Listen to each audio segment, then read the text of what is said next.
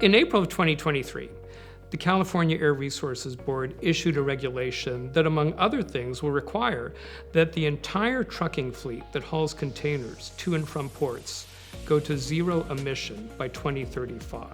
30 to 40% of all of the containers entering the US enter through either the Port of Long Beach or the Port of Los Angeles. Taking all of that truck traffic to zero emission is both a huge undertaking and also vitally important.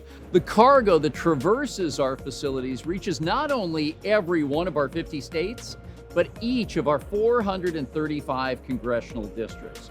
1 in 9 jobs in Southern California, more than 1 million people go to work every day with the efforts that emanate from this port. For every 4 containers we move, we create 1 job. The benefits in terms of environmental cleanup would be huge. Thousands of premature deaths from particulate emissions that would no longer be happening.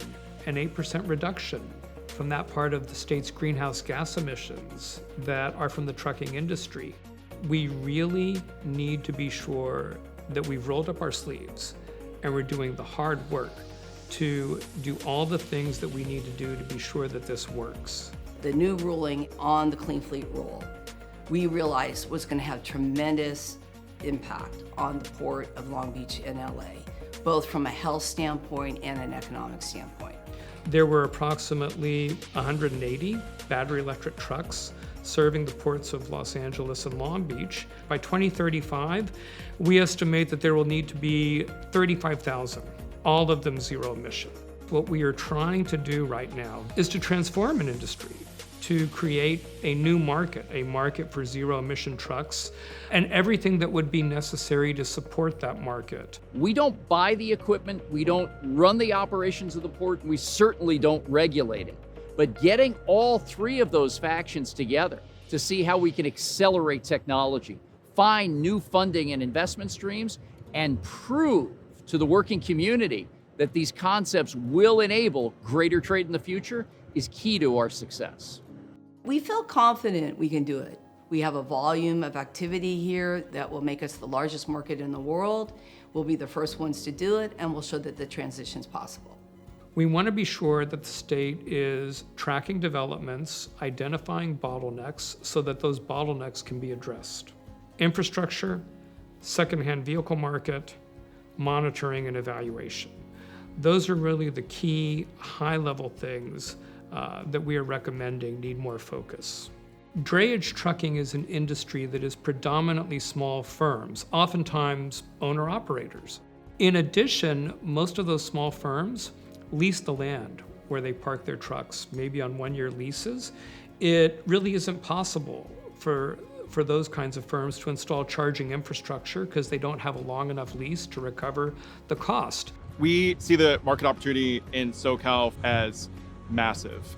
Right now, there's over 20,000 diesel trucks in California running drayage, and to transition all of them in the timeline that we need to be installing several dozen chargers daily for the next couple of decades. We're not going to install 10,000 chargers overnight, but we can start by installing several dozen in the next few months and then transition from there. Oftentimes, it takes up to 2 years to permit new charging installations.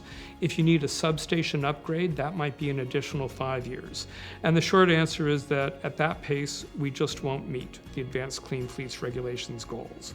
So we need to speed 2 things. We need to speed permitting, we need to speed substation upgrades.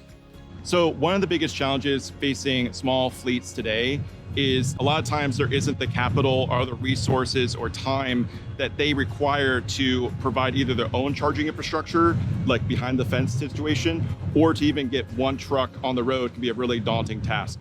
Zero emission trucks cost about 3 to 4 times what a traditional internal combustion engine truck will cost. The subsidy programs will need more funding and they'll need more sustained funding to really keep pace, particularly for small firms. One thing that came through in our interviews is that hydrogen fuel cell trucks have some operational advantages over battery electric trucks. The range is longer, you can fuel them more quickly.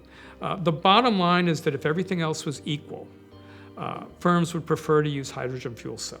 We're particularly optimistic at this point, given the new and robust amount of state and federal resources we see being made available. And we are particularly appreciative of the work of the White House and our Senator Padilla. Big companies such as Maersk, Amazon, have announced that they are making commitments to zero-emission trucking in Southern California. We're seeing a historic amount of incentive money, new resources, regulatory relief, etc., being made that's going to support our success. It's like climbing a mountain 10 times in a row, yet our resolve has never been stronger. We need everyone at the table. Big ideas, new opportunities, and the capability to move forward every day with another advance. I like our chances, and I like the people that are with us.